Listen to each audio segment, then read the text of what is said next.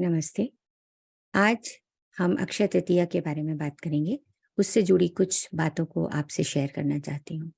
सबसे पहले अक्षय तृतीया। अक्षय तृतीया है क्या और ये कब मनाई जाती है? तो अक्षय तृतीया वैशाख मास के शुक्ल पक्ष की तृतीया को मनाते हैं। तृतीया तिथि को मनाने के कारण ही हम इसे अक्षय तृतीया बोलते हैं। अगर बात करें कि अक्षय तृतीया का मतलब क्या है, तो संस्कृत में अ का मतलब होता है नहीं और क्षय का मतलब होता है एंडिंग या खत्म होना। अक्षय का मतलब जो कभी खत्म ना हो, जो अनलिमिटेड हो, जो लगातार चलता रहे। अक्षय तृतीया एक बेहद शुभ मुहूर्त माना जाता है। अक्षय तृतीया को हम सब लोग जानते हैं कि इस दिन गोल्ड खरीदना चाहिए, पर इसके अलावा भी बहुत सारी बातें अक्षय तृतीया से जुड़ी हुई हैं। इस दिन हम लोग माँ लक्ष्मी की पूजा करते हैं, जो कि जिन्हें हम धन की देवी भी कहते हैं। इसके अलावा भी बहुत सारे ऐसे रिलीजियस सिग्निफिकेंस हैं अक्षय तृतीया को लेकर। हिंदू धर्मों में ये माना जाता है कि अक्षय तृतीया एक ऐसा ऑस्पिशियस, ऐसा स्पेशल, ऐसा शुभ मुहूर्त है कि इस दिन कोई भी काम करने के लिए आपको कोई भी मुहूर्त निकालने की जरूरत नहीं है। इस दिन को हम कहते हैं ये सर्व सिद्ध मुहूर्त है। इसका क्या मतलब है कि चाहे आपको शादी करनी हो, अपनी दुकान का उद्घाटन करना हो, कोई नया बिजनेस शुरू करना हो या कोई भी नया काम शुरू करना हो, उसके लिए अगर अक्षय तृतीया का आप दिन चुनते हैं तो ये सर्वसिद्ध मुहूर्त सबके लिए उतना ही शुभ है। आपको किसी भी तरीके की कोई मुहूर्त निकालने की जरूरत नहीं है। चलिए इसके रिलीजियस सिग्निफिकेंसेस के बारे में बात करते हैं। ऐसा माना जाता है कि इस दिन लॉर्ड परशुराम, जो कि छठे अवतार हैं विष्णु जी के, उनका जन्म दिवस भी है। इसी दिन त्रेता युग का पहला दिन था, यानी कि आज के दिन अक्षय तृतीया के दिन ही सतयुग के बाद त्रेता युग शुरू हुआ था। इसके बारे में, अक्षय तृतीया के बारे में और भी बहुत सारी बातें हैं। कृष्ण और सुदामा की स्टोरी तो हम सब ने सुनी ही है कि कृष्ण भगवान के सुदामा एक गरीब दोस्त थे। उन्होंने इसी दिन, अक्षय तृतीया के दिन, सुदामा को उनकी सफरिंग से बाहर निकाला था।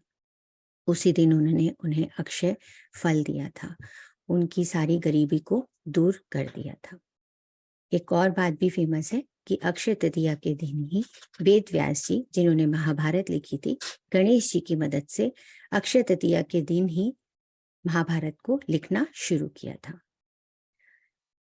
बहुत सारी पौराणिक कथाएं जुड़ी हुई हैं अक्षय तृतीया के दिन। आज ही के दिन गंगा नदी भागीरथी के बहुत सारे प्रयासों के बाद धरती पर अवतरित हुई थी।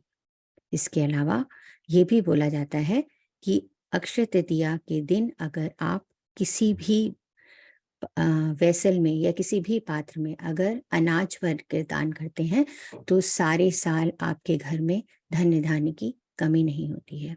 अक्षय तृतीया के दिन ही जगन्नाथपुरी के में जो हमारे जगन्नाथ महाराज जी हैं, उनकी रथ यात्रा भी शुरू होती है।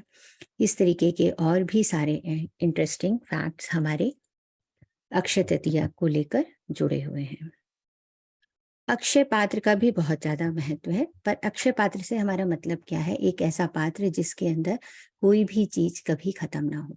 तो जब पांडवों को वनवास हुआ था, आपको याद होगा, लॉर्ड कृष्णा ने द्रौपदी जी को एक अक्षय पात्र दिया था, जिसके अंदर कभी भी भोजन खत्म नहीं होता था। और दुर्वासा ऋषि की कहानी तो आप सबने जरूर सुनी ही होगी।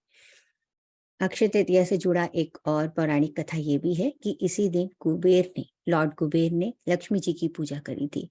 लक्ष्मी जी की पूजा करके उनसे रिक्वेस्ट करी थी काम के लिए, और लक्ष्मी जी ने कुबेर जी को अपना ट्रेजरर, यानी कि जो पैसे का रख रखाव करते हैं या जो कैशियर होता है, वो अपना बनाया था। इसीलिए जब भी हम लक्ष्मी जी की पूजा करते हैं तो हम कुबेर जी का मंत्र भी जरूर करते हैं, क्योंकि कुबेर जी लक्ष्मी जी के धन की रक्षा करते हैं।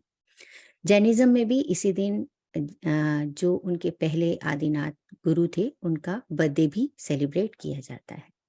अक्षय तृतीया के दिन ही बहुत सारे लोग जो विष्णु जी की पूजा करते हैं, वो इस दिन फास्ट करते हैं और बाद में फास्ट खत्म करके तुलसी जी का पानी, जो कि विष्णु का स्वरूप मानी जाती है, पूरे घर में छिड़काव करते हैं। और उसके बाद चावल का, नमक का, घी, वेजिटेबल, फ्रूट्स, क्लोथ्स ये सब पुअर को देते हैं, यानी कि गरीब लोगों को देते हैं।